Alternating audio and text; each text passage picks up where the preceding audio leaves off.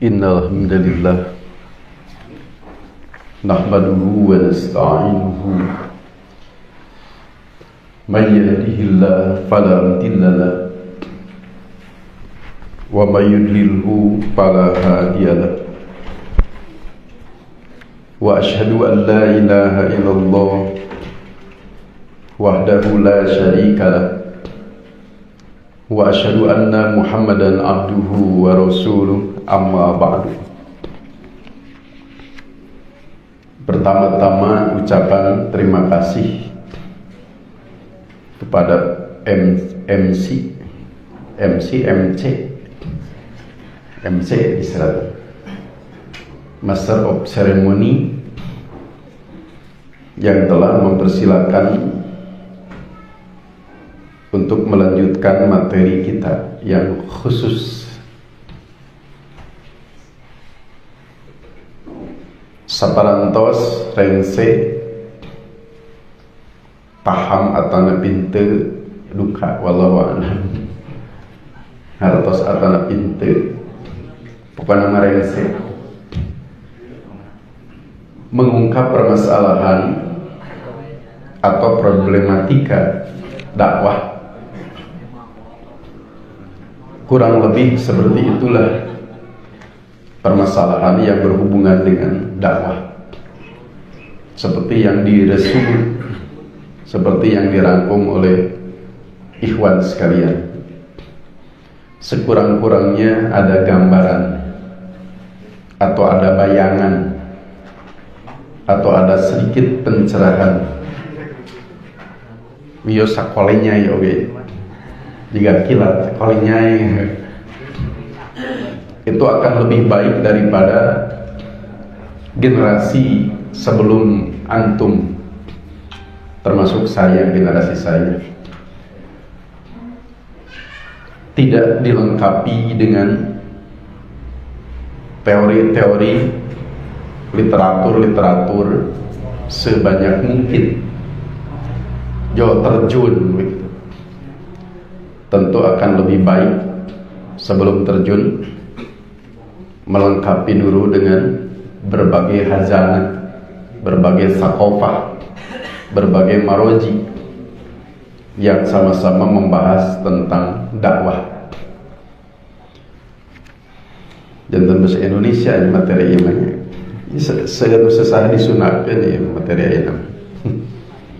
Materi malam ini mudah-mudahan siap menampung, karena materi ini saabreg-abreg gitu. Nah, bahasa Indonesia saabreg-abreg.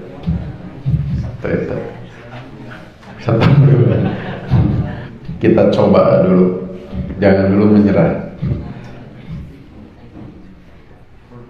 Sebagaimana yang kita ketahui, yang menjadi maf'ul, yang menjadi objek kita untuk digali sedalam-dalamnya sehingga menghasilkan pemahaman tepat, kadituna mampu mengistinbat dengan benar. Tidak lain dan tidak bukan adalah dua saja, Al-Quranul Karim dan hadis Rasulullah sallallahu alaihi wasallam. Urang teh bade ngagali ieu, tapi ngagalina jangan tanggung dangkal, tapi sedalam-dalamnya. Mungkin kalau kita melihat di atas permukaan tanah seperti tidak ada apa-apa, tapi ketika digali dilebet aya naon, ya segala ayat. Setelah digali menemukan apa yang sebelumnya tidak diperkirakan, ternyata di dalam tanah ada ini, ada itu, segala ayat, segala kepenak. Mutiara-mutiara pun bisa jadi bertaburan di dalam. Maka untuk menggali Al-Quran dan hadis diperlukan beberapa perangkat. bukan hanya satu, dua, tapi beberapa perangkat yang galib para ulama menyebutnya ulumul alat, ilmu jamak, ilmu. Tapi ilmu ini diidofahkan kepada mufrad alat. Ilmu alat berarti maksudnya beberapa macam ilmu sebagai alat. Namanya lagi alat.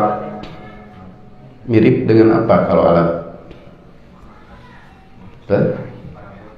Parabot, ada cangkul gitu. Ada apa lagi? Lingis. Ayo nu tiasa ku pacul ya mah ngagalina. Kulingis. Kulingis teu teu keneh kunaon? Cawang ya itu. Itulah alat gitu. Jadi seperti alat. Di antaranya secara realitas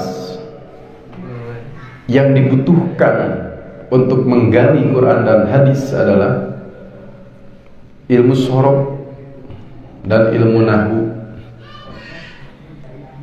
Tetapi di tulisan ini kedua ilmu tersebut di cover pada ilmu nahwu, tapi di dalamnya ada sorof. Judulnya hiji ilmu nahwu dilebet nama aya sorofan. Kenapa? Sebab yang saya ringkas di buku ini adalah Jami'ud Durusil Arabiyyah yang mencakup 13 ilmu bahasa Arab, dan paling pokok dua, sorof dan nahwu. Apa yang penting dari ilmu nahwu ini?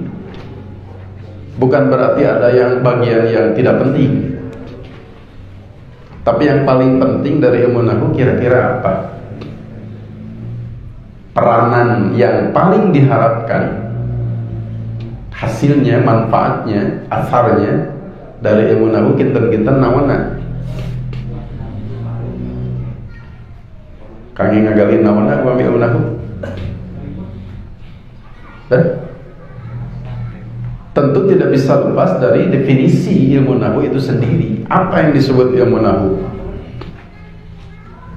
Ilmu nahwu adalah definisinya ilmu untuk mengetahui apa? Ilmu untuk mengetahui dan menentukan harokat huruf terakhir. Harokat huruf pertama bukan lapangan ilmu nahwu. Harokat huruf tengah-tengah sanes. Ilmu nahwu hanya membidik. Non bahasa Sunda membidik teh. Ngecek. Ilmu nahwu mah mung kangge ngecek harokat huruf terakhir dari kalimat-kalimat setelah terangkai tersusun pada kalam atau jumlah. Apakah tetap tidak berubah-ubah, sudah patah-patah terus seperti huwa, tidak berubah jadi hui, tidak hu, oh mabni, atau di doma, atau di fathah, atau di kasroh, atau di sukun, mu'rob. Ternyata ruh dari ilmu nahwu adalah ada pada pembahasan mabni dan mu'rob. Karena bagian itulah yang bersentuhan langsung dengan penentuan harokat huruf terakhir. Berarti bagian-bagian lain mukammilat, tatimmat, pelengkap, nu pokona ieu. Tetapi satu sama lain berkaitan. Makanya membahas tentang ilmu nahwu tidak bisa lepas yang pertama dengan kalimat dan pembagiannya, isim, fiil, huruf. Setar biasanya tidinya. Lalu murakkab dan pembagiannya. Kalimat itu belum terangkai. Murakkab itu sudah tersusun. Kalimat sekarang jadi tersusun. Jadi murakkab. Dan pembagiannya ada beberapa macam murakkab. Salah satunya ada idhofi, mudhof dan mudhof ilaih, isnadi, musnad dan musnad ilaih, atfi, maktub dan maktub alaih. Itu sampel. Kalimat sudah terangkai sekarang.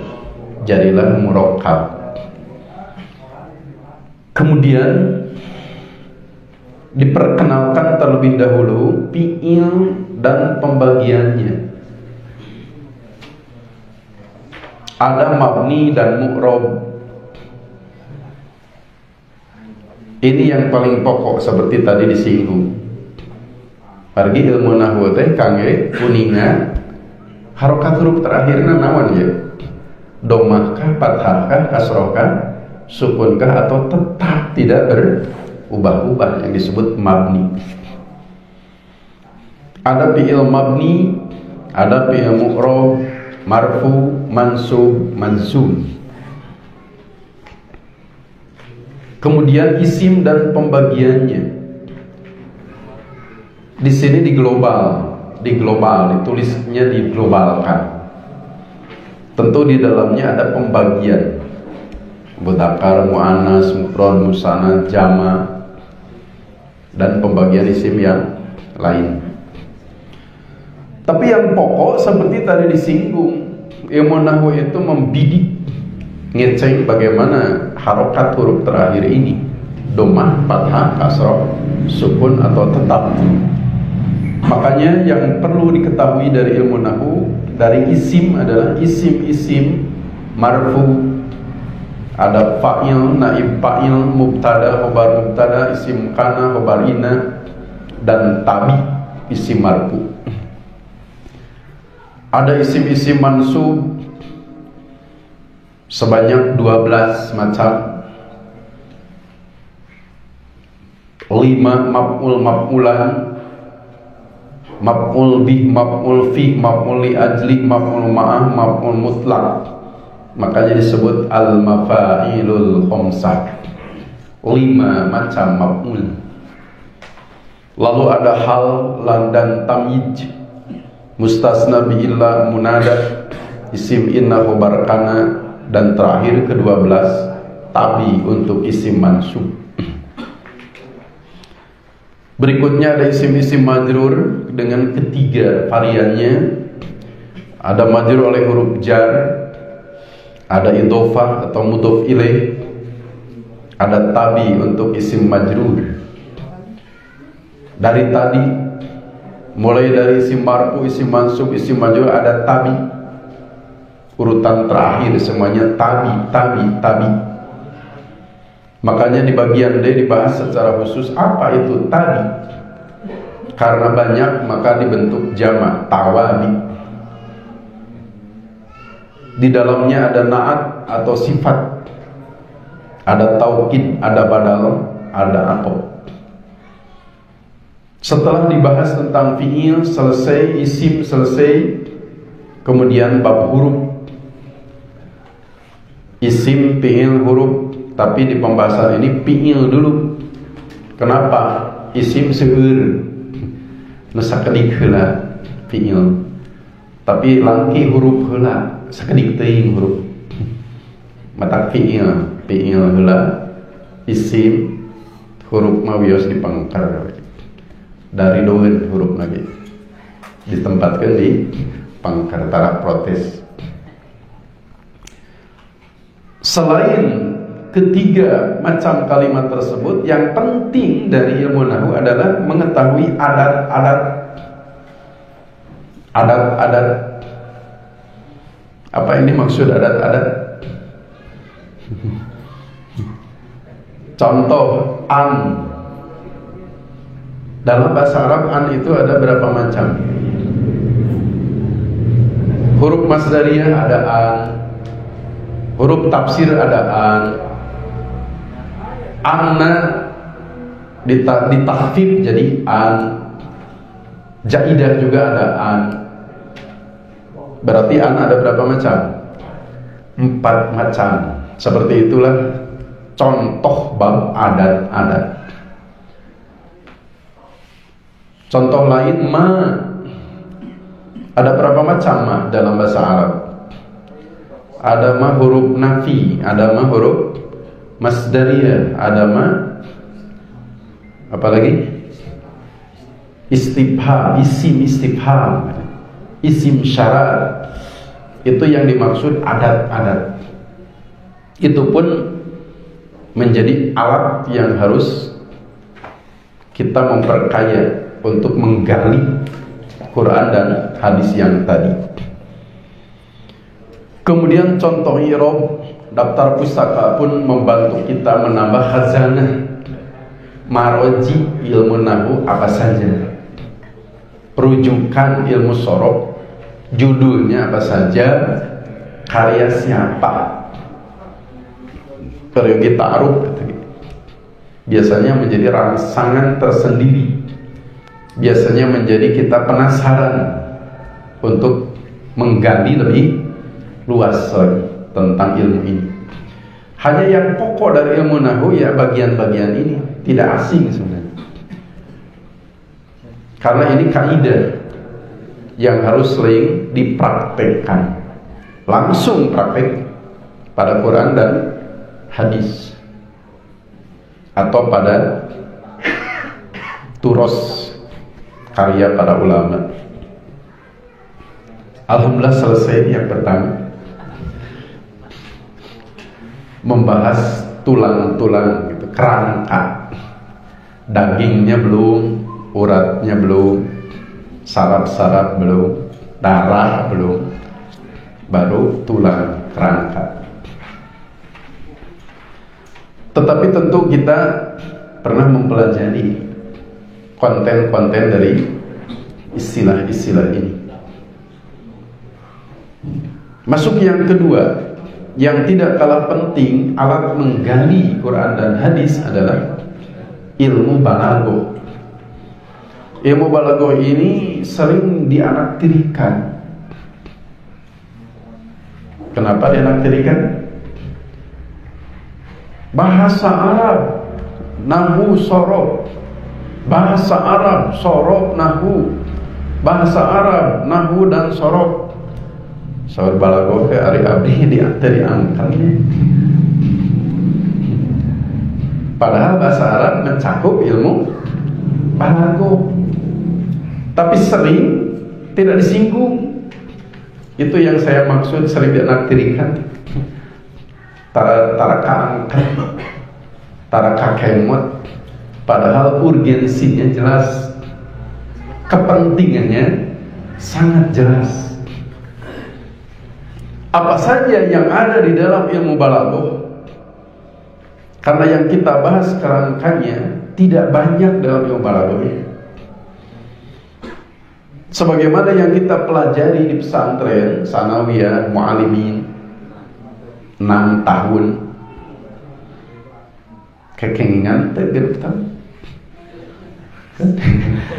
kedah nama kekengan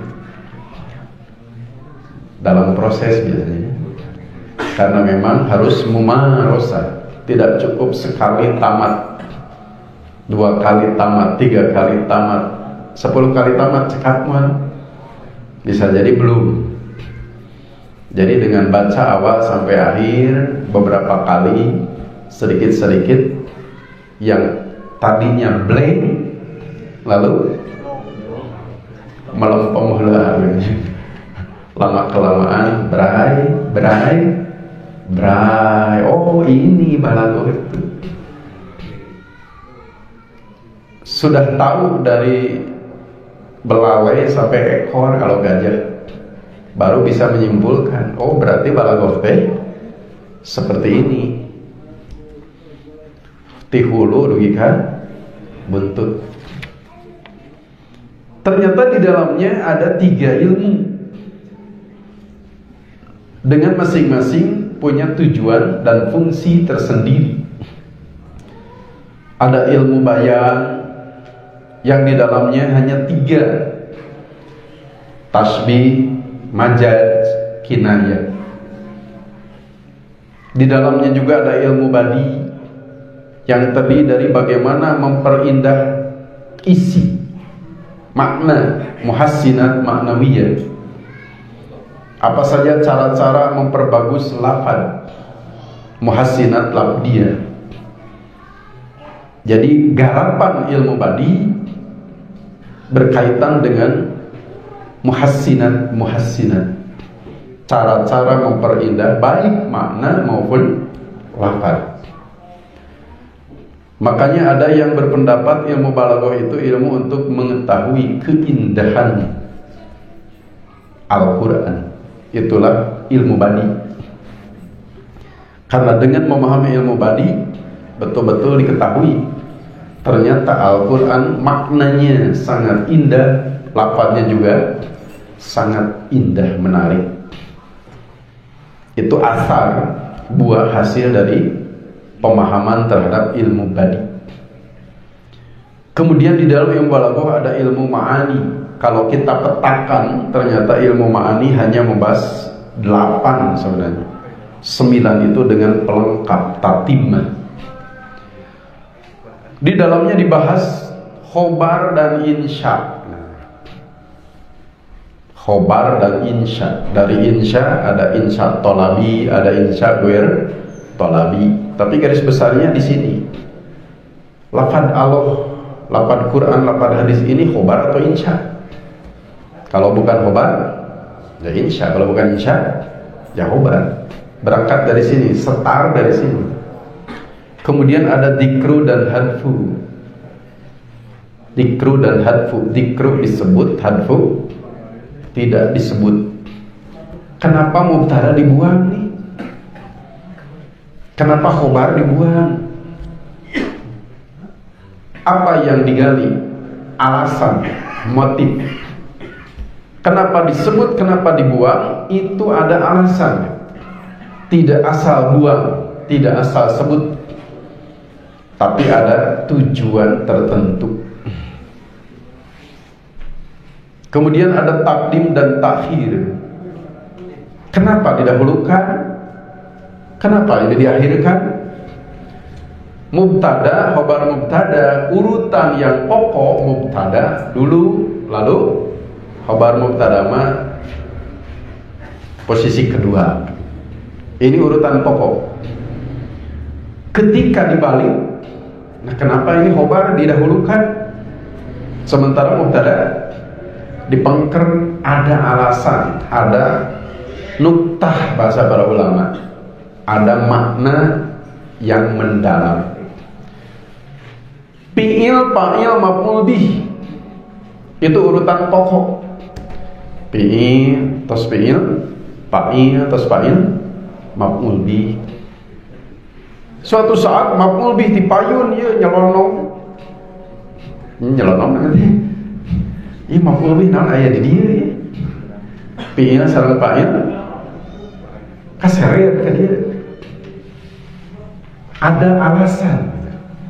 Kenapa pada ayat ini maf'ul bih didahulukan? Ada alasan. Kenapa dalam hadis ini maf'ul bih posisinya beda dari pokok? Itulah materi yang dibahas dalam takdim dan takhir. Kenapa didahulukan? Kenapa diakhirkan? Takdim dan takhir.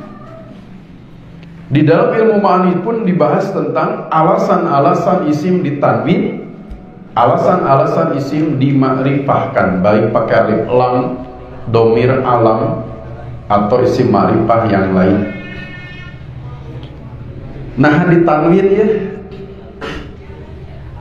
A'udzubillahi minasyaitonirrajim. Inna fi khalqis samawati wal ardi wa ikhtilafil laili wan nahar la ayatin, ditanwin. Nakiroh berarti. Kenapa dinakirohkan? Tidak lal ayat. Oh, ini menunjukkan besar, azimah. Wal asri innal insana lafi khusrin ditanwin nakiroh. Nah teu ku alif lam we atuh. Pan innal insan ngarip lam. Lapil husri gitu. Teu kayak nyanyawanan ka Allah. Allah lebih berilmu daripada kita. Kayak nyanyawanan mentang-mentang belajar nahwu balago.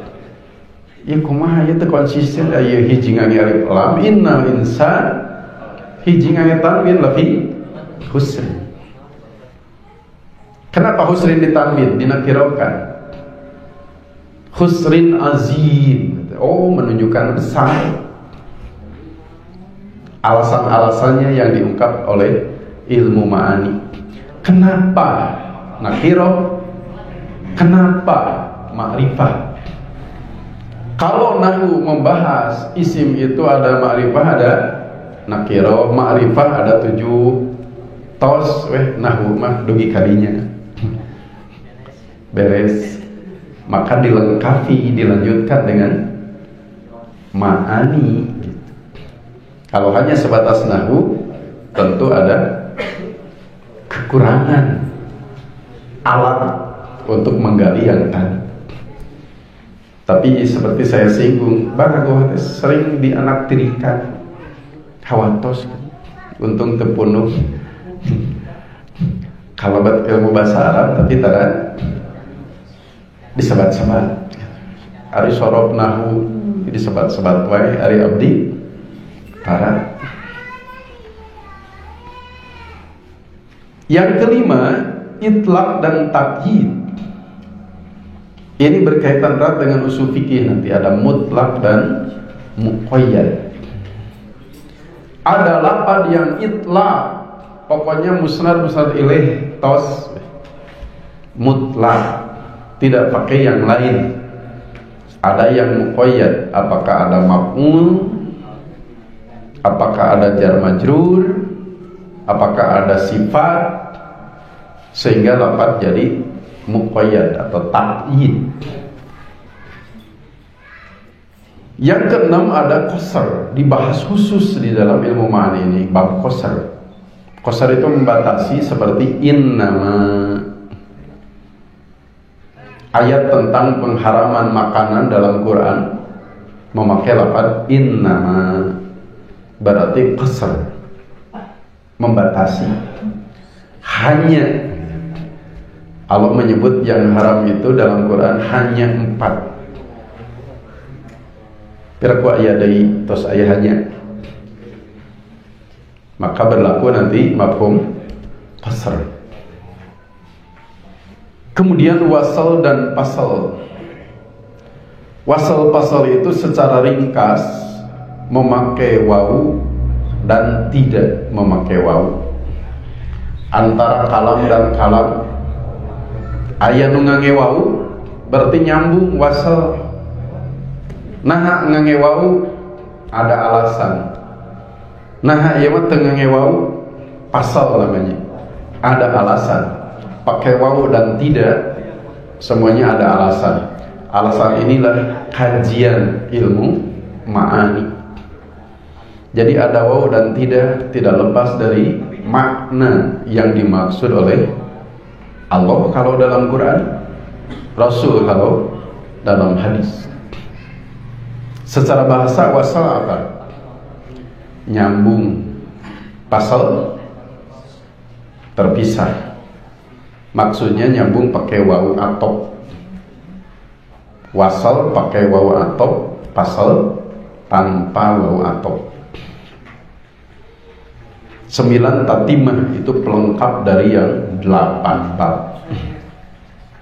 Maroji juga diperlukan supaya kita kalau penasaran ingin menggali lebih luas ilmu balaghah, kita dikenalkan dengan judul-judul dan penyusun judul-judul balaghah tersebut. Ada Ulumul Balaghah Imam Al-Maraghi umpamanya, Ada Jawahirul Balaghah Al-Hasyimi, ada Balaghah Wadihah. Kami terlepat kenging tiluan Balaghah Wadihah.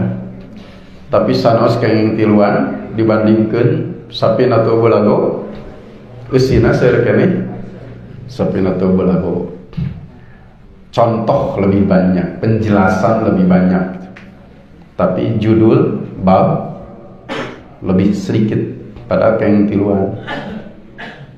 Biasanya kenging seueuran mah kadang langkung seueur. Itulah kerangka dari ilmu balaghah, tidak lepas dari apa yang kita singgung barusan. Ilmu balaghah mah terlepas di bab ieu, bagian-bagian penting dari ilmu balaghah tersebut.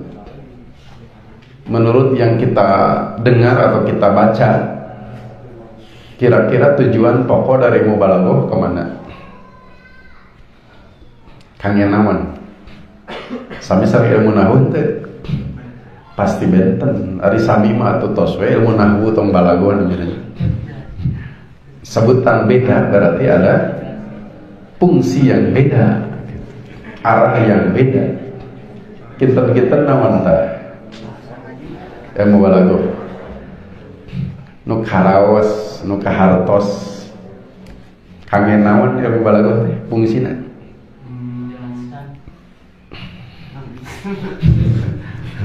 Naonnya? Mengetahui arah naon?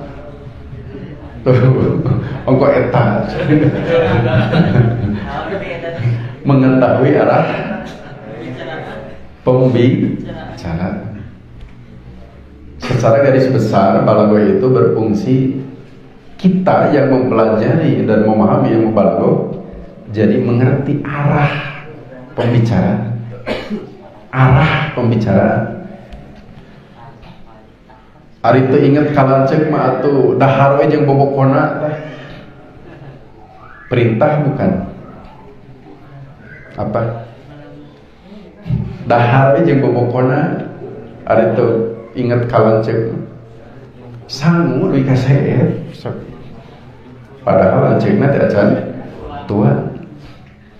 Saur sepuhna teu inget kalancek mah atuh dahar we jeung bobokona. Kira-kira arahna ya, arah pembicaraan dari orang tua itu kemana?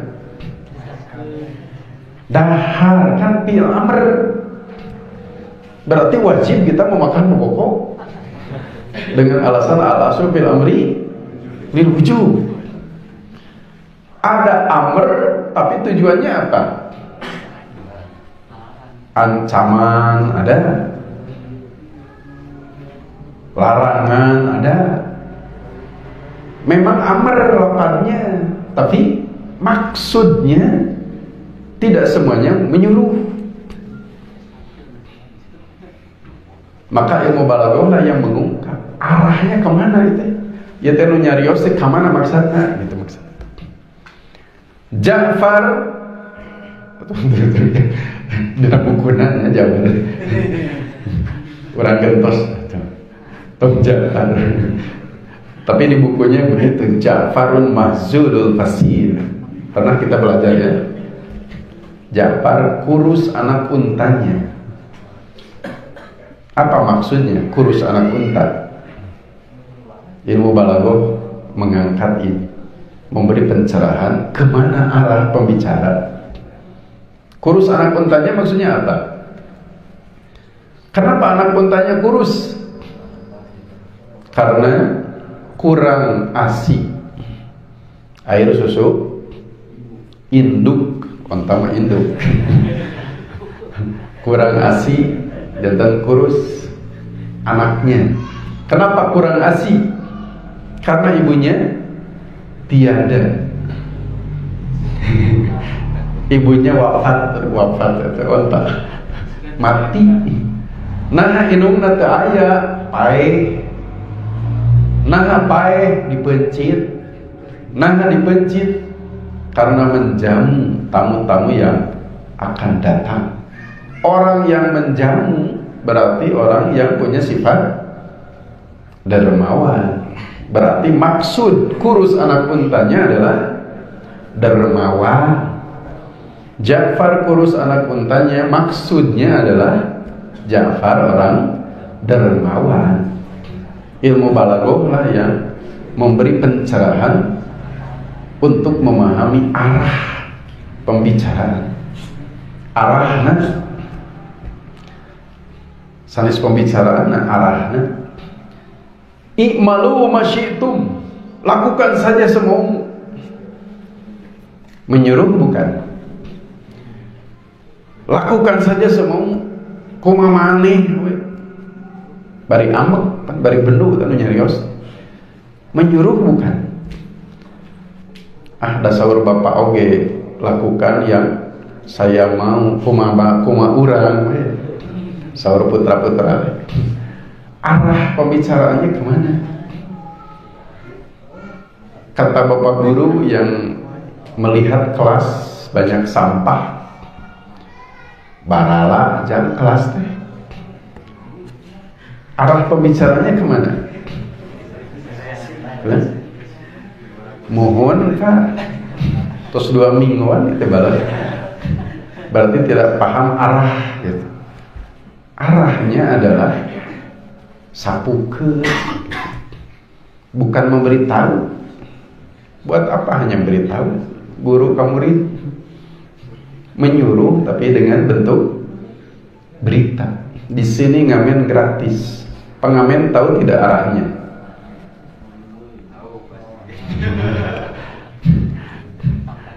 Kantos gitu. Terus di sini ngamen gratis. Kemana arahnya?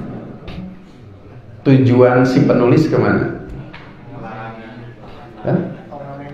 Tah, tong ngamen di dieu. Dukan ngamenan diajar balaghah teh. Tapi mikir sababaraha kali ngimut deui. Di sini ngamen gratis. Sanaos laguna sa album. Mal dibayar. Kan gratis. Tempat buang sampahnya orang gila. Kemana arah pembicaraannya? Diseratkan tempat buang sampah orang gila. Padahal sok bicara meruntah dirinya waras. Jadi arahnya kemana tulisan ini? Melarang. Tekenging micer runtah di dia. Tapi kalau tulisannya seperti itu, numpuk we anak. Robi deui kudu nembe. Tempat buang sampahnya orang gila, numpuk kene kumata.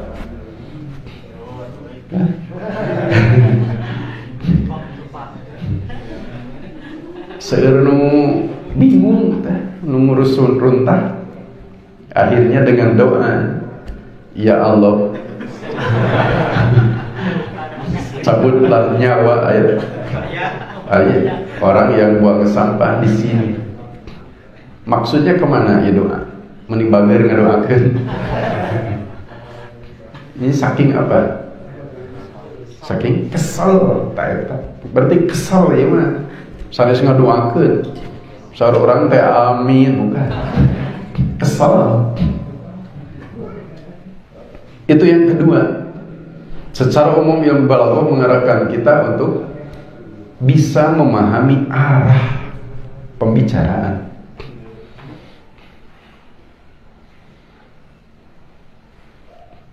Aya jami 85 tahun ngalangkung. Kata orang bijak, orang ini baru 30 tahun. Pada 85 tahun. Orang ini baru 35 tahun. Pada protes semua. Pada protes semua. Protes pasti. Yang tidak memahami arah. Yuswana 85, kalakuannya juga 25 tahun itu maksudnya. Tidak protes gitu. Kalau tahu arah tidak akan protes. Pirako cara bapak tentara 35 tahun sakia sanis tibabar duit ka ayeuna sakitu sanis ieu mah kalakuan sifat. Ada orang tua ditanya kam sinnaka, yuswa bapak sabaraha, salasa sanawat, 63 tahun aki mah, 63 tahun aki mah, terus aki tapi ngawalan 63 tahun, bade protes mah, aki mah, terus aki 63 tahun. Kalau memahami arah pembicaraan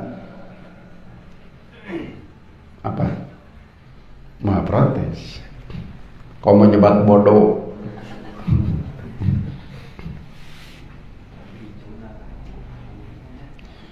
Itu yang kedua. Jadi kolaborasi antara nahwu dan balaghah begitu saling melengkapi. Nahwu tanpa balaghah kurang, balaghah tanpa nahwu pincang, balaghah henteu nahwu henteu. Apalagi rekod. Kemudian ini sebenarnya tidak ada di flyer, tapi memang perannya pun tidak bisa diremehkan, yaitu ulumul Quran. Tapi tidak berlaku untuk hadis ulumul Quran. Namanya lagi ulumul Quran, berarti khusus untuk menggali Quran. Berkaitan dengan ulumul Quran, ada bagian yang pokok-pokok yang harus diketahui. Nu paling peryogi kami orang mah tapi nu pokok-pokokna naon ieu tidak ulumul Quran yang harus kita ketahui, kita kenali. Kemudian ulumul Quran tidak bisa lepas dari tafsir. Makanya ada dasar-dasar tafsir, bagaimana perkembangan tafsir masa Rasulullah SAW, masa para sahabat radhiyallahu anhum, masa para tabi'in, masa pentadwinan, di mana tafsir-tafsir sekarang dikodifikasi, dibukukan. Kemudian antara ahli tafsir yang satu dengan yang lain sering ditemukan perbedaan penafsiran. Itu harus diketahui. Kenapa terjadi? Makanya turunannya ada ikhtilaf tanawud. Sebenarnya tidak bertentangan. Kemudian apa sebab-sebabnya? Supaya kita tafahum, memahami adanya perbedaan antar mereka. Kemudian mesti dikenali uslub tafsir. Ada beberapa macam uslub, itu lebih kepada teknik nafsirkeun. Ada tahlili, ada ijmali, muqarran, maudhu'i. Tahlili menafsirkan yang ditafsirkannya sesuai urutan mushaf. Di Al-Fatihah ditafsirkan Raisi Al-Fatihah Al-Baqarah sampai akhir ayat Al Imran, An-Nisa. Tahlili, tafsir tahlili. Ijmali menafsirkan hanya global. Muqarran itu perbandingan. Maudhu'i yang ditafsirkannya ayat tentang tema tertentu. Tafsir ayat riba contoh. Terus sadayana ayat ditafsirkan ayat-ayat berkaitan riba saja. Tafsir ayat ahkam, ayat-ayat hukum saja yang ditafsirkan tema tertentu. Selain uslub teknik, ada juga manhaj, cara menafsirkan. Ada yang disebut tafsir bil maksur, Quran dengan Quran, atau Quran dengan hadis, atau Quran dengan ucapan sahabat, Quran dengan ucapan tabi'in. Ada tafsir biroi, bukan dengan cara barusan, di luar dari maksur itu ro'yu gitu, secara garis besar. Sanes ku ayat deui, sanes ku hadis Nabi, sanes ku cariosan sahabat, sanes ku cariosan tabi'in, berarti biroi. Makanya biroi ada dua, ada mahmud, ada yang boleh, ada yang madmum, tercela. Kalau mahmud yang boleh biasanya pendekatan bahasa, lugoh. Kalau tafsir biroi madmum, ya mah ngadalilan amal, ngadalilan madhab nyalira, ngadalilan akidahnya yang salah. Upami dahan tangkal mah dipelenoi-pelenoi, terang dipelenoi-pelenoi. Dahan teh kadana kapalih ditu. Maksud ayat ini ke timur. Ieu jalmi aya di kulon. Tarik pelenoyekeun gitu. Biroi madmum seperti itu. Makanya yang melakukannya aliran-aliran, kalau aliran madhab-madhab yang munharifah, yang non munharifah teh menyimpang, yang kita sering menyebut aliran sesat, damelan aranjina biasanya biroi yang madmum, tafsir produk Ahmadiyah namanya. Berarti beberapa ayat di pelenoi untuk pembenaran bahwa Mirza Ghulam Ahmad nabi mereka. Tafsir Syiah dan aliran-aliran lain. Kemudian perlu diketahui syarat-syarat bagi seorang mufassir. Maksudnya apa? Tidak sembarangan orang menafsirkan Al-Quran. Itu sahawae mangga gitu. Memenuhi syarat tidak. Jadi kehati-hatian lebih dijunjung tinggi oleh para ulama. Jangan sampai siapapun naon namina teh icikibung nah. Terang icikibung yaitu andil dalam menafsirkan Quran padahal belum atau tidak kapasitas. Berarti ada unsur apa? Memaksakan diri, maksakan anjeun, teu nyumponan syarat tapi keukeuh we maksakeun. Apa yang terjadi upami maksakeun?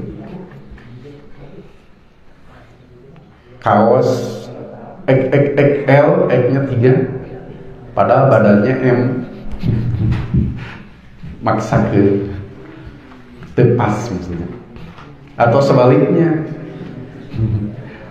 sampean nomor 40, sepatu nomor 30, paksakeun. Sepatu nu reksak sampean nyeri. Dua nana. Nya dua nana. Jadi untuk membatasi, membenteng, memagar, tidak semua orang bisa masuk ke area ini. Kemudian kaidah-kaidah penting bagi mufassir, ada kaidah di mana menafsirkan tidak lepas dari kaidah-kaidah ini. Kemudian ulumul Quran, ilmu-ilmu Al-Quran. Ilmunya banyak, tapi ilmu yang banyak ini semuanya berkaitan atau objeknya Quran. Yang kita maksud dengan ulumul Quran di sini adalah yang tidak tercover ilmu lain.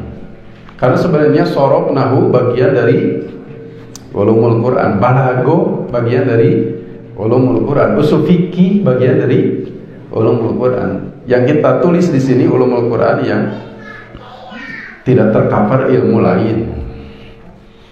Makanya jumlahnya tidak banyak. Ulumul Quran seueur sote nu tadi lalebet gitu. Nu telebet mah jantan sekedik. Pembahasannya hanya mencakup satu makkiyah dan madaniyah. Apa yang dimaksud makkiyah? Apa yang dimaksud madaniyah? Kemudian yang kedua asbabun nuzul. Yang ketiga turunnya dan urutan surat Al-Quran. Kemudian nama surat dan jumlah ayat. Kemudian macam-macam surat Al-Quran. Macam-macam teh ditinggal jumlah bisa, jumlah ayat. Ada 7 surat terpanjang. Al-Baqarah diantaranya sabut tiwal. Kalau juz amma itu maksudnya mufassal. Ada tiwal, ada mi'in, ada masani, ada mufassal. Kemudian nama-nama lain bagi surat-surat Al-Quran. Nama lain itu penting. Nama lain, Al-Fatihah paling banyak nama lainnya. Ada yang menyebut sampai 20 nama.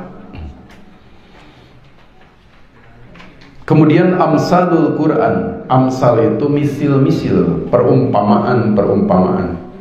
Janten dina Quran teh seueur perumpamaan. Yang kedua aqsam Quran. Aqsam dari qasam, sumpah-sumpah. Sebagian isi Quran bentuknya sumpah, wal fajri wal asri, itu sampelnya. Kemudian qasasul Quran, di antara isi Al-Quran adalah kisah-kisah. Wa 'allama Adamal asma kullaha. Allah mengajar kepada Adam nama-nama. Janten terang aya jalmi namina teh Adam. Ini bagian dari qasas, kisah. Kemudian 88 pembuka surat Quran. Jadi menarik sebenarnya. Quran atau surat Quran yang 114 ternyata hanya 10 varian, 8 pembukanya. 8 pembukanya 10 macam. Nu 114 contoh ada yang syarat. Pembuka surat Quran ini syarat. Contohnya surat apa yang syarat? Al-Munafiqun dan An-Nasr. Ida kan syarat.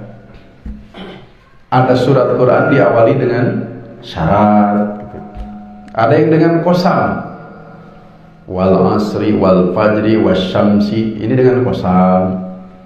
Itu yang dimaksud dengan 88 pembuka surat Quran.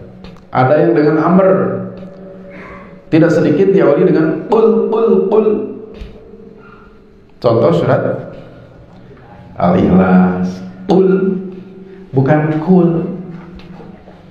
Kul makanlah olehmu dia Allah yang esa. Pakai qul. Ya amr. Ada yang dengan panggilan. Ya ayyuhalladzina amanu. Al-Hujurat kan ayat pertamanya ya ayyuhal. Ini nida. Itu yang dimaksud 88 pembuka surat Quran. Menurut para ulama 10 macam. Nu 114 suratnya dibagi 10. 8 pembukanya. Kemudian tafsir surat Al-Hujurat ini sampel seperti inilah tafsir yang dibuat para ulama. Yang tidak kalah penting, metodologi istinbat dewan hisbah berkaitan dengan Quran. Metodologi istinbat dewan hisbah itu kan dibagi 3, berhubungan dengan Quran, dengan sunnah, dan di luar itu di usul fikih ada. Itulah yang ketiga. Ulumul Quran pun berperan penting untuk menggali Quran hadis. Kalau ulumul Quran ya Quran, terus ulumul Quran kali hadis gitu. Yang keempat, ilmu hadis. Karena setelah bermunculan fitnah,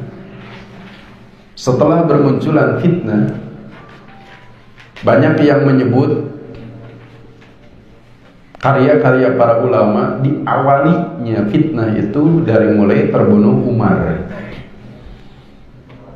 Tos pupus Umar tah tidinya ngawitan itu. Berarti kurang lebih tahun 23 Hijriyah. Maka hadis menjadi tidak utuh.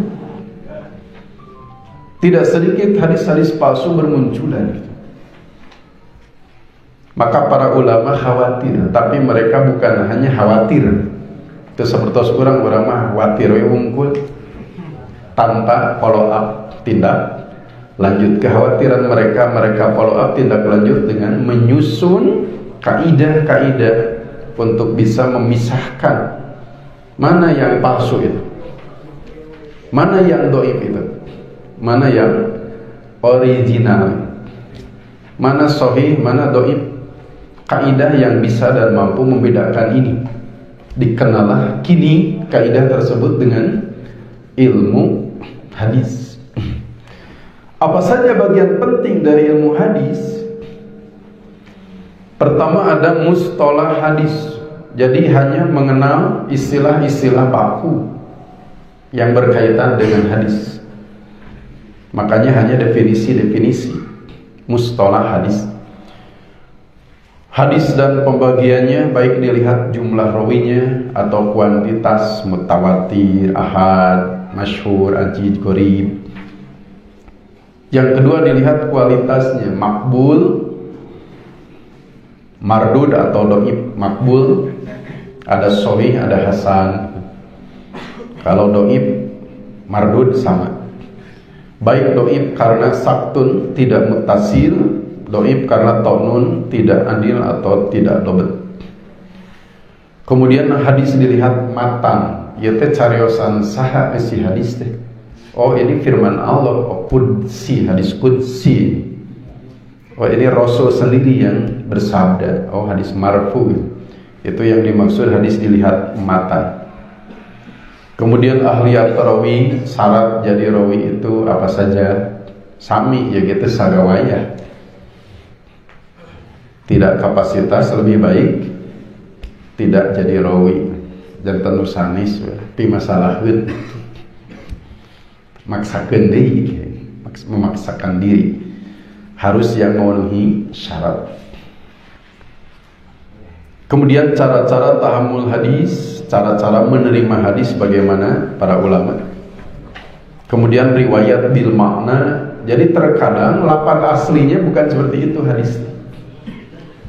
Kalau dirujuk kepada kitab aslinya, lafazna benten.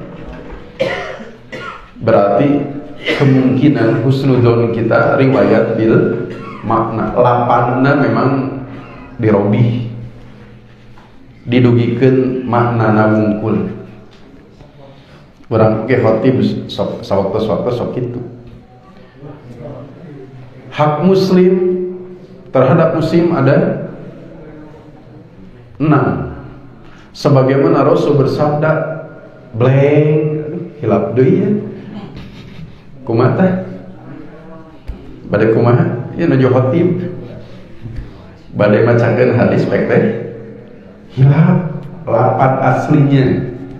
Biasanya kita pun menyampaikan tetap tapi maknanya. Hilap deui lafazna mah mung maksana mah kieu. Riwayat bil makna. Kemudian macam-macam sanad, variasi sanad. Ada bapak menerima dari anak, ada anak menerima hadis dari bapak, bahkan dari kakek, bahkan dari uyut. Ada juga yang seperguruan, rawi itu seperguruan, tapi jarak wafat keduanya satu sama lain berjauhan. Rawi yang satu lebih dulu wafatnya daripada rawi lain. Itu yang dimaksud dengan macam-macam sanad. Aya oge rawi itu sobat, nampi hadisnya sanes ti guru langsung, tapi ya mati rerencangan. Itu yang dibidik oleh judul macam-macam sanad. Kemudian dalam ulumul hadis ada ilmu tahrij hadis, menunjukkan kepada sumber asli hadis tersebut bila perlu dengan derajatnya bagaimana. Kemudian ada ilmu tarikh ruwat, mengenal rawi sedekat-dekatnya berdasarkan data sebanyak-banyaknya. Doi ka kenal res rawi ieu teh. Ieu teh rawi teh saha namina, saha ibu bapana, saha akina, urang mana, babarna iraha di mana, pupusna iraha di mana, guguruna ka saha wae, muridna saha wae, tempat mana wae nu kantos di sumpingan, rihlahna ka mana wae. Rihlah biasanya image kita rihlah ke mana? Rawi mah rihlahnya mencari hadis gitu. Orang mah milari jamal. Tentang kapangenaran rawi mah tidak daya hadis di situ. Kemudian ilmu jarah dan ta'dil. Apakah rawi ini memenuhi syarat untuk meriwayatkan hadis secara utuh? Itulah urgensinya ilmu jarah dan ta'dil. Kejujurannya harus betul-betul diketahui berdasarkan fakta dan data. Kekuatan daya talarnya juga harus betul-betul dipertanggungjawabkan berdasarkan fakta dan data. Ilmu jarah ta'dil ini yang menjadi ruh dari ilmu hadis itu sendiri. Oleh karena itu pembahasannya dirinci. Bagian yang paling urgen dirinci, bagian lain cukup global. Ada pengertian jarah ta'dil, disyariatkannya oleh ayat mana, hadis mana, bagaimana pertumbuhannya, siapa saja para ulama yang terjun di dunia ini, ulama jarah dan ta'dil seperti saha Imam Bukhari, Imam An-Nasai dan lain-lain. Nanti mereka ini dibagi 3 kelompok. Mutasyaddidun, cenderung mudah mendoifkan. Mutasahilun, cenderung mudah mensikohkan. Ada yang mu'tadilun, tidak mudah dalam mensikohkan, tidak gampang dalam mendoifkan. Kemudian ulama jarah ta'dil, kemudian metode mereka, manhaj jarah ta'dil, syarat-syarat bagi yang mentakdil. Jadi ulama jarah ta'dil aya syaratna gitu. Upami tiasa nyumponan syarat silakan rawi jarahan, rawi ta'dilan. Kalau tidak memenuhi syarat jangan memaksakan.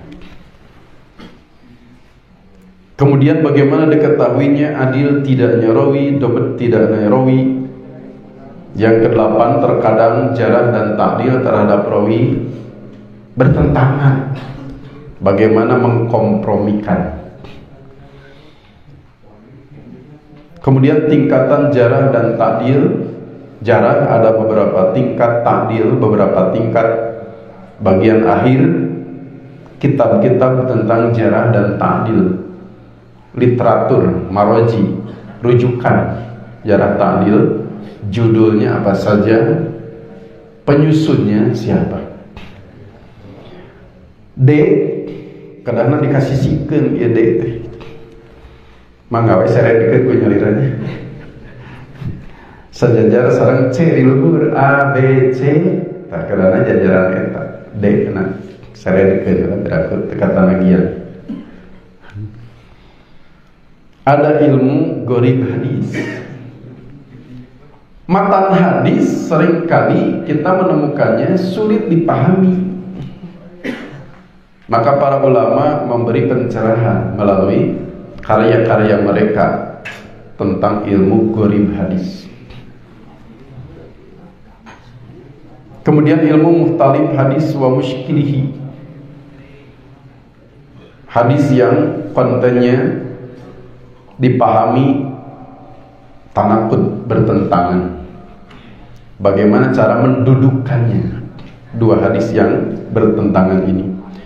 Kemudian ilmu nasih mansuh hadis. Sebagian hadis ada yang sudah dimansuh, keberlakuan isinya sudah dihapus, diganti dengan keberlakuan yang baru. Kemudian ada ilmu ilal hadis, ilmu yang mengungkap tentang cacat tersembunyi tapi mencacatkan hadis. Yang tidak kalah penting dari ilmu hadis adalah mengenal rawi, mulai para sahabat, tabi'in. Ada rawi yang bersaudara, rai raka yang rawi itu. Ali bin Abi Thalib teh Ali atau Ja'far? Ja'far dehnya. Ya, Ja'far bin Abi Thalib, Ali bin Abi Thalib. Ya teh mana nolaras ya? Dua anak bin Abi Thalib. Oh ternyata Ja'far dan Ali itu bersaudara, pantas bina sami, memang rai raka. Itulah pentingnya tahu ada rawi yang bersaudara. Kemudian ada muttafiq wal muqtarib, mukhtalif wal mukhtalif, mutasyabih, muhmal, mubhamat, wuhdang, yang bernama atau sebutan banyak, rawi nama hiji tapi jami nyebat anjeunna rupi-rupi. Lalu al-mufradat, nama rawi yang tidak disamai rawi lain. Di urang ge aya nya nami nu teu pasaran, nami nu teu pasaran. Atak mau ngadamel grup WA nu pasaran bisa ngadamel grup WA, grup namina naon gitu. Aya nami nu teu pasaran, salam dunya mung anjeunna nami eta. Itulah yang dibahas dalam al-mufradat. Musaddad, nah ini rawi yang tidak disamai oleh rawi lain. Upami ayat rawi namina musaddad pasti eta. Data ayat dua anak. Ada rawi yang lakob rawi, julukan rawi. Ada rawi yang dinisbahkan bukan pada ayah, biasanya bin kaditu nate bapak namina ayah. Tapi kadang kawis bin ternyata kakeknya, bin ternyata ibunya. Isa bin Maria, ka bapak ka ibu, ka ibu ya mah. Biasa nama bin teh ka bapak. Ahmad bin Hambal mah aki. Upami kirang-kirangna, oh berarti Hambal itu nama ayah beliau, saudara akina. Nami nama Muhammad, Ahmad bin Muhammad bin Hambal, tapi sering disebut Ahmad bin Hambal. Hambal itu aki. Itulah kepentingannya. Rawi yang dinisbahkan bukan kepada ayahnya. Ada nisbah rawi yang beda dengan dohirnya. Al-Hazza, asal arti tukang sepatu. Kalau kita kurang tahu, kurang teliti, berarti rawi ini pekerjaannya ngadamel sepatu sanis gitu.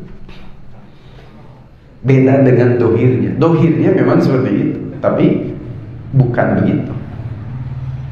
Rawi-rawi waddo, pemalsu hadis, harus dikenali siapa saja mereka. Rawi-rawi mudalis, perlu dikenali siapa saja mereka. Rawi-rawi mukhtalif, yang mengalami perubahan hafalan. Kawitna sae janten arawan. Aya nami urang moal di dieu. Moal da urang mah awan ti awan.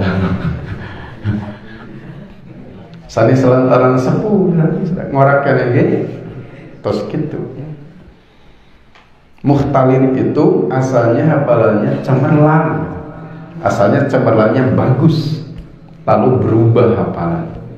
Bisa faktor usia, tunanetra, atau kitabnya hilang. Mukhtalif. Yang tidak kalah penting dari ilmu hadis adalah mengenal kitab-kitab hadis. Kitab hadis teh naon wae judulnya, siapa saja pengarangnya, dan syarahnya. Kitab syarah hadis itu apa saja, itu pun mesti dikenali gitu. Jangan sampai ilmu hadisnya paham tapi kitab hadis terkenal. Kemudian metodologi dan keputusan Dewan Hizbah yang berkaitan dengan sunnah, dengan hadis. Kalau tadi yang berkaitan dengan Quran, ada juga metodologi Dewan Hizbah berkaitan dengan sunnah. Daftar pustaka penting supaya kita mengetahui cakrawala ilmu hadis ini. Upami hoyong mendalami, memperluas, mempertinggi, maka ada beberapa karya para ulama tentang ilmu hadis. Jantan ilmu hadis naon fungsina? Yang paling kita harapkan tadi bisa memilih dan memilah yang sahih dan yang dhaif eta salasna. Berarti ada judul yang pokok langsung bersentuhan dengan tujuan ini. Ada juga yang pelengkap saja. Yang terakhir, suara sedang cenghar yang ada terakhir. Terakhir, ilmu usul fikih. Tidak sah belajar usul fikih telieur. Seperti sana badai bejar gitu. Mustaka teh belajar usul fikih. Upami teu kitu teu sah.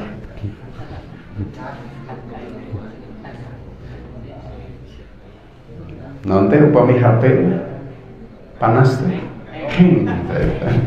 Seueur nu heng belajar usul fikih. Upami teu heng-heng tidak sah.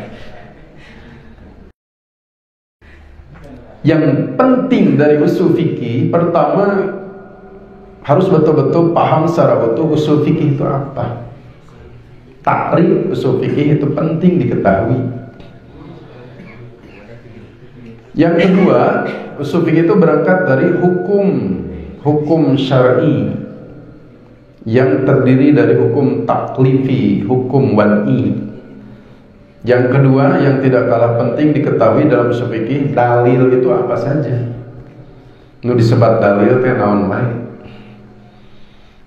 Bilih dianggap dalil sagala rupi. Padahal itu bukan dalil. Ada Quran, ada sunnah, ini yang pokok. Ada ijma, ada qiyas. Itu pun sebenarnya berpijak pada 1 dan 2. Yang tidak kalah penting dalam usul fikih yang harus diketahui adalah, dan ini medan usul fikih ada pada poin ini keempat, cara-cara istinbat. Pembahasan inilah yang menjadi ruh nyawa usul fikih. Yang pertama tentang amr, kaidah-kaidahnya yang penting. Al-aslu fil amri lil wujub, al-aslu fil amri la yaqtadil fawro, al-aslu fil amri la yaqtadi takrar, al-amru bi syai' amrun biwasailihi. Kaidah-kaidah berkaitan dengan amr, kaidah berkaitan dengan nahyu. Lapan-lapan yang umum itu apa saja, yang khusus dan macam-macam taksis itu apa saja. Ada mujmal dan bayan.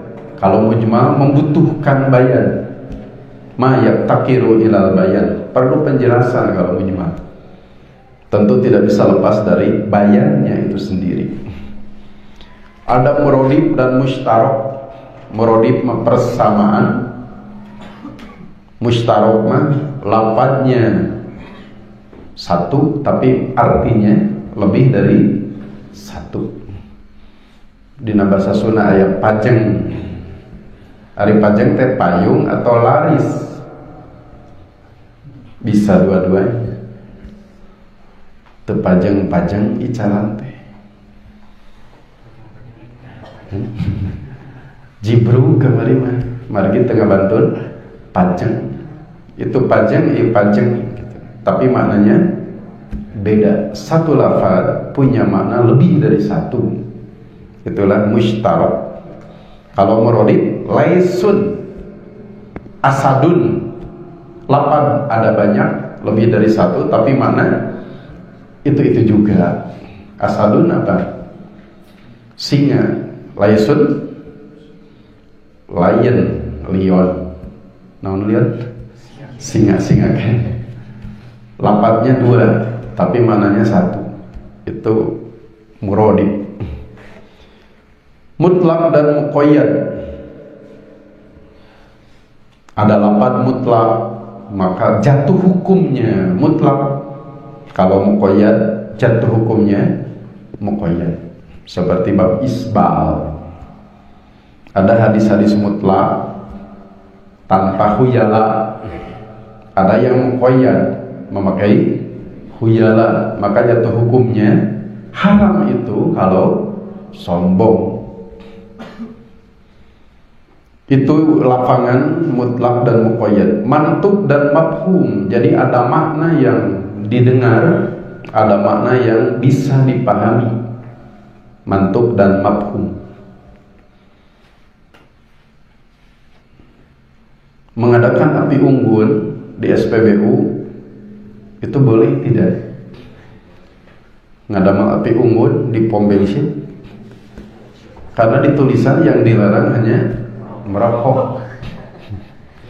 Tak ada dilarang membuat api unggun di sini, tidak. Tapi itu mafhum, gitu. Bisa dipahami dari dilarang merokok berarti ngedurukan gitu kayaknya. Mafhum. Merokoknya dilarang tidak? Jelas mantuk gitu. Yang dilafadzkan itu dia merokok. Ngadurukan mah dipahami dari itu, mafhum. Mantuk diucapkan, dilafadzkan, terdengar, mafhum, dipahami. Kemudian nasakh. Ada undang-undang yang mengalami perubahan, penghapusan, pergantian. Sebelumnya kiblat itu arahnya kemana? Baitul Maqdis. Sekarang dinasah jadi ke Ka'bah. Kada nama Ka'bah karena tidak memungkinkan. Ka'bah itu kiblat bagi yang ada di Masjidil Haram. Masjidil Haram kiblat bagi yang di tanah haram. Bagi kita syatro saja. Syatrol Masjidil Haram, arah Masjidil Haram. Kadang nama langsung main ke Ka'bah arah kalau memungkinkan. Makanya kata Allah syatro nawe pawali wajhaka syatrol Masjidil Haram. Kemudian dilalah lafad. Naon dilalah lafad teh? Memahami satu lafaz itu bisa dengan melihat 4 sudut dari lafaz tersebut. Jadi tiap lafaz teh mempunyai 4 sudut. Tiap lafaz teh ada 4 sudut. Untuk memahaminya secara komprehensif harus dilihat dari keempat sudutnya. Ada ibarah, ada isyarah, ada dilalah, ada iqtido, 4. 4 sudut. Kemudian ada istidlal, ada dalil, ada istidlal. 10 macam istilah itu. Istidlal yang tidak ditemukan nasnya, tidak ditemukan dalilnya, digunakanlah istidlal. Di antaranya kalau tidak salah istishab. Istishab itu menetapkan yang sudah ada sebelumnya, sebelum ada perubahan. Ari abdi teh tos wudhu teu acan. Mana yang pokok? Tos wudhu teu acan. Teu acan yang pokok itu istishab. Ari abdi batal teu wudhu teh. Mana yang pokok? Batal teu. Yang kuat, yang pokok pasti kan? Teu batal. Ari ana boga hutang teu. Contoh ya mah contoh. Istishab yang pokok berarti teu. Ari ana tos mayar hutang teu can. Yang pokok apa? Teu can. Itu mah teu teu can. Istishab di antaranya. Kemudian ada tarjih. Ini solusi ketika ditemukan antar dalil sama kuat, tapi dipahami oleh kita seolah bertentangan. Sami kuat tapi dijamak tidak mungkin, maka ada tarjih. Mana yang lebih kuat? Mana yang lebih rajih? Ada cara-cara yang sudah dipetakan oleh para ulama. Ada tarjih, dilihat sanad, dilihat matan, dilihat madlul dari nas. Inilah bagian terpenting dari usul fikih di cara-cara istinbat. Karena usul fikih berperan untuk apa? Mengetahui cara istinbat usul fikih. Cara istinbat teh kumaha? Itulah peranan ilmu usul fikih. Dalil ayat ya sudah jelas, surat anu ayat sekian bunyinya begini, tapi bagaimana cara mengambil kesimpulan dari dalil ini? Disinilah peranan usul fikih. Makanya ada pada bab keempat di sini cara-cara istinbat. Berarti yang harus diperunci, yang harus dipertajam bagian ini. Termasuk ranah usul fikih, istilah-istilah seperti ijtihad, ittiba, taklid. Yang keenam, aktivitas manusia. Ada 2 macam, ada ibadah, ada adat. Ayat ibadah, ayat sanis. Maka kaidah yang berlaku beda. Pokok asal ibadah mah dilarang kecuali ada dalil yang menyuruh. Pokok asal adat mah boleh kecuali ada dalil yang melarang. Ibadah yang dicari bukan dalil yang melarang, sebab pokok asalnya terlarang. Tapi keduniaan dalil yang dicari yang melarang, sebab pokok asalnya boleh. Jadi perlu diketahui tentang aktivitas manusia ini untuk bisa memilah dan memilih kaidah mana yang lebih tepat untuk menetapkan hukumnya. Adakah dalil yang menghalalkan cau? Coba surat namun dan Sahih Bukhari ya, bahwa cau teh halal. Cau halal itu karena tidak ada dalil yang mengharamkan. Karena al-aslu fil asya al-ibahah. Karena ini bukan ibadah. Kemudian tujuan umum syariat. Tentu tujuan paling utama maslahat. hiji salah tujuan teh maslahat, hoyong dua mangga atau sareng naon sawang zona maslahat mafsadat. Mewujudkan maslahat, menolak mafsadat, ari hoyong dua mah pada menolak mafsadat supados naon maslahat gitu. Ya meda hoyong dua padahal hiji cekap. Lalu yang satu ini dipetakan, kemaslahatan tidak mungkin terjadi kecuali terwujud doruri, haji dan tahsini. Tiluanana tujuannya apa? Maslahat tetap hiji. Hoyong hiji, hoyong seueur. Dan di seueur-seueur ge tujuan akhirnya adalah maslahat. Kemudian yang tidak kalah penting dalam usul fikih adalah mengetahui dan memahami qawaid fikhiyah. Ketika urusan yang tidak ditemukan nasnya tapi perlu ketetapan hukum, barulah digunakan qawaid fikhiyah. Tekeng wakah dia. Kalau dalam Quran, dalam hadis ada dalilnya.